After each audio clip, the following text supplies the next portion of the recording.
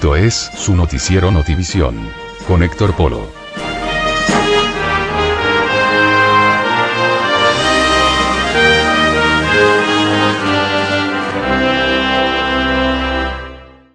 Y como es una costumbre, iniciamos este recorrido informativo desde México. La inseguridad en este país es paradójicamente un buen negocio, más ahora que faltan solo 5 meses para las elecciones presidenciales.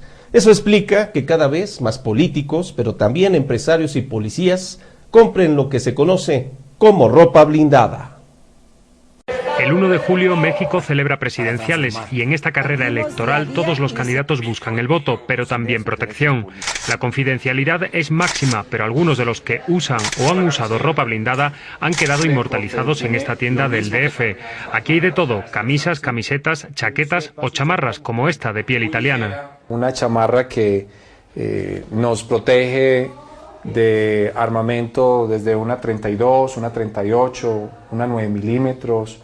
Prendas que son probadas por los propios vendedores y que a 5 meses de las elecciones se venden más que nunca. No nos dan el dato, solo que el 60% de los compradores son políticos y policías, el resto particulares. Son empresarios por un lado, por otro lado tenemos gente que trabaja con gobierno, gente que está muy inmiscuida en la parte política del país. Personas que siguen la moda o no, pero que están dispuestas a pagar entre 1.000 y 3.000 euros por una prenda, cuyo principal atractivo es lo que no se ve. Y entre todos los productos de la tienda, el producto estrella, el más vendido entre particulares, es este chaleco que se llama Armored T-Shirt. Es muy cómodo y solo pesa 780 gramos.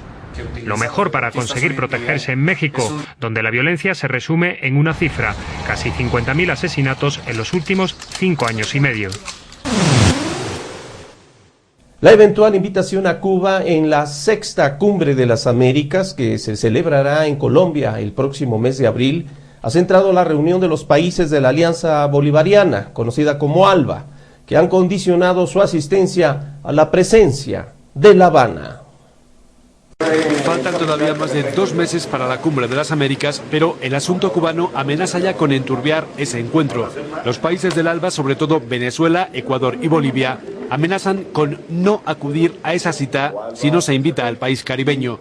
La decisión final la tomarán la próxima semana, pero en su reciente encuentro en Caracas ya han dejado caer su postura.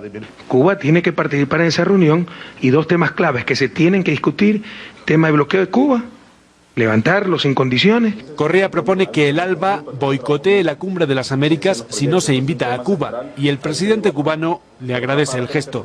Nosotros jamás hemos reclamado que se tome una medida como esa, pero no por eso vamos a dejar de apoyar esta, la consideramos muy justa. La administración de Obama ya ha dicho que Cuba no puede asistir a esa cita porque no tiene los requisitos democráticos que exige la Organización de Estados Americanos. La canciller de Colombia, anfitriona de la cumbre, trata de encontrar una solución que satisfaga a todos. Su próximo destino, Cuba. Vamos a mirar con Cuba qué tanta intención realmente Cuba tiene de estar en la cumbre. Eso es lo que quiero conversar con ellos. Así las cosas, esperan días de mucho trajín en los pasillos de la diplomacia, porque sin duda alguna la ausencia de los países del ALBA marcaría el fracaso de esa cumbre mucho antes de que los presidentes americanos se reúnan en Cartagena de Indias. Y sabe, el Vaticano reconoce que el problema de la pederastia en la Iglesia Católica se ha ocultado durante años y que la respuesta fue insuficiente. Durante 3 días, expertos, sacerdotes y religiosos han participado en un simposio en el que han escuchado el testimonio de algunas víctimas y que ha puesto sobre la mesa los errores cometidos. Entre los errores más graves, infravalorar el problema y malinterpretar el perdón de los agresores, han dicho en el simposio. El Vaticano reconoce el daño que la pederastia ha hecho en el prestigio de la Iglesia Católica. El cardenal prefecto de la Congregación para la Doctrina de la Fe, que ha recibido 4.000 denuncias de abusos sexuales en los últimos 10 años, ha insistido en que es obligatorio colaborar con las autoridades civiles, escuchar a las víctimas y ser escrupulosos a la hora de seleccionar candidatos al sacerdocio o a la vida religiosa. Y no más ley del silencio, ha insistido el fiscal del Vaticano. Este religioso brasileño ha reconocido que en su país los obispos no tienen ni idea de lo que deben hacer para afrontar los abusos sexuales.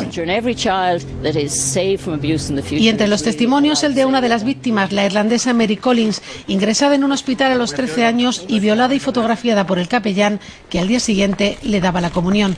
Tardó 34 años en contarlo y solo empezó a superarlo cuando él admitió los hechos y fue llevado ante la justicia. Las asociaciones de víctimas creen que la Iglesia Católica tiene que hacer más por delatar encubridores y prevenir que no vuelva a suceder. Solo en Estados Unidos se calcula que hay unas 100.000 víctimas de abusos sexuales, a las que se sumarían centenares más en al menos 12 países. Casos que, según los expertos, han costado a la Iglesia Católica 2.000 millones de dólares. Vamos a un corte, regresamos.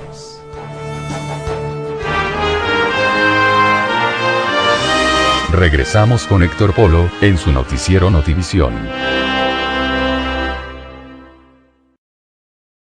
Y bien, después de una madrugada y un día de intensas negociaciones, Grecia por fin acuerda hacer los recortes que le exigen, aunque no se han dado detalles de cuáles van a ser estos. Ahora queda convencer a Bruselas para que libere el dinero. El mismo ministro de Economía griego llegaba a Bruselas con un acuerdo bajo el brazo. El ministro de Economía griego llegaba a Bruselas con un acuerdo bajo el brazo. Venizelos pedía respaldo político para un programa de reformas nuevo, sólido y creíble. Noticias alentadoras, aseguraba la directora gerente del Fondo Monetario Internacional, Christine Lagarde. Pero ni el presidente del Eurogrupo ni el ministro de Finanzas alemán dan por cerrado el tema. Todavía no se dan las condiciones necesarias, dicen. Y es el Parlamento griego, matiza Olli Rehn, comisario europeo de Asuntos Económicos, el que debe dejar claro su compromiso con el acuerdo.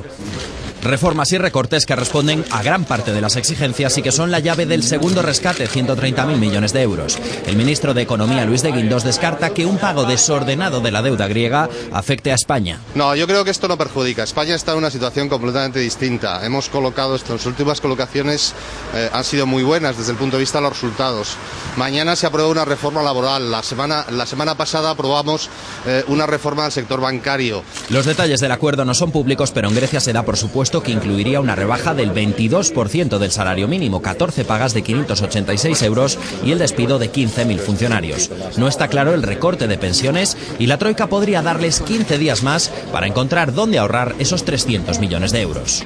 Los 2 años de recortes en Grecia han disparado las cifras de paro, que supera el 20%. La mitad de los jóvenes griegos no tiene trabajo. Los sindicatos han convocado una huelga general de 48 horas, mañana y el sábado.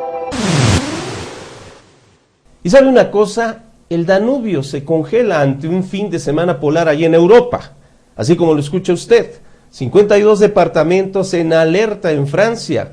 Reino Unido se prepara para el hielo y el granizo. El Danubio en Hungría tiene estos días el color azul blanquecino, del hielo que no se quiebra ni a arponazos. En París sí se parte, pero porque el ayuntamiento ha vuelto a poner en marcha después de varios años este barco rompehielos. El propósito no es tanto favorecer la navegación como disuadir a las personas de que anden por encima del hielo, que es muy peligroso, explica el operario.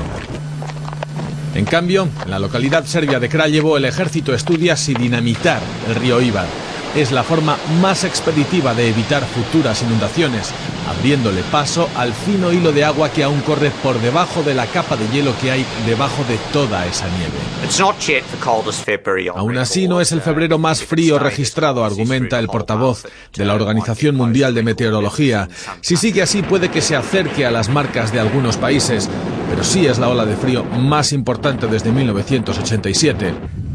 Sin embargo, en Holanda se van a quedar otro año sin su Elfstedentocht, una carrera de casi 200 kilómetros por los canales helados que unen varias ciudades.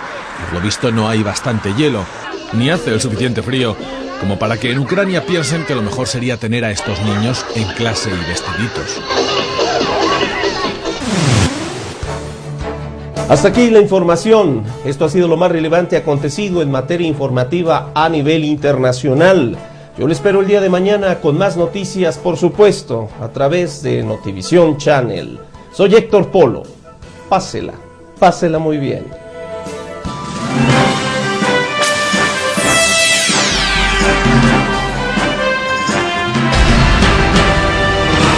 Esto fue su noticiero Notivisión, con Héctor Polo.